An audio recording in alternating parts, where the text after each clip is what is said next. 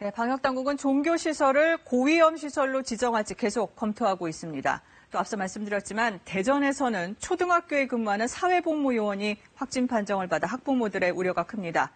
중앙재난안전대책본부 연결해 보겠습니다. 우한솔 기자, 대전에서 학교를 중심으로 확진자가 계속 늘고 있네요.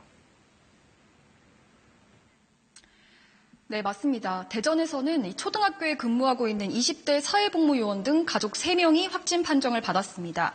이에 따라 학생들은 모두 귀가 조치가 됐고요. 그리고 수업은 원격 수업으로 조정됐습니다. 함께 감염된 아버지가 다니는 회사와 어머니가 근무하는 병원도 곧바로 폐쇄됐습니다.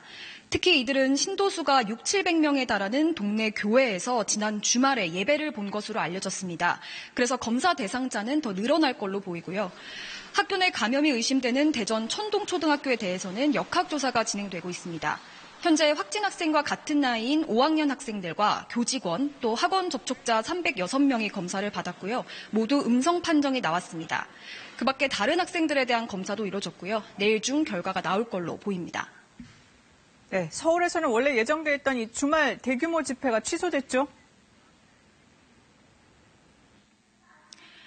네, 그렇습니다. 민주노총이 원래 내일 모레 열기로 했던 이 집회를 취소하겠다고 2시간 전쯤에 밝혔는데요. 원래 민주노총은 이 5만 명 규모의 대규모 집회를 여의도 공원에서 열 계획이었습니다. 민주노총은 감염 확산을 우려하는 시각이 많아서 이렇게 결정하기로 했다고 밝혔고요. 다만 코로나19 시기에 집회에 대한 기준이 일관되게 적용되지 않는 점 등에 대해서는 항의의 뜻을 밝혔습니다. 앞서 서울시는 오늘 사실상 방역 수칙을 지킬 수 없을 거라면서 이 민주노총 집회를 금지하는 행정명령을 내린 바 있습니다. 네, 확산세가 계속되고 있는데 이 식당이나 교회 같은 시설에 관리 방안이 추가될 수도 있는 거죠? 네, 그렇습니다. 이 정부는 지금 대표적인 곳으로 이 식당을 검토를 하고 있습니다.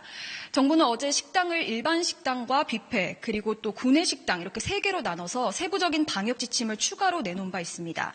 앞서서 음식점 10여 곳에서 신규 확진자 50여 명이 발생한 데 따른 건데요.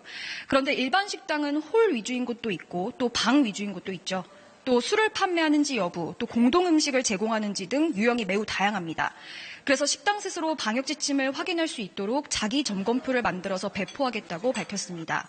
또 집단 감염이 계속 확인되고 있는 종교시설을 고위험 시설로 지정할지 정부가 계속 고민하고 있는데요.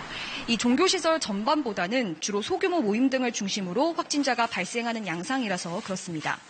방역관리자를 지정하는 등 일괄적인 방역수칙을 정하는 게 현실적으로 어려운 만큼 이 종교 소모임에는 가급적 가지 말라는 요청을 하고 있습니다. 방역당국은 같이 밥을 먹거나 기도를 하는 등의 이 종교 소모임에 초점을 맞춘 보다 실효성 있는 조치를 조만간 내놓을 걸로 보입니다. 지금까지 중앙재난안전대책본부에서 KBS 뉴스 우한솔입니다.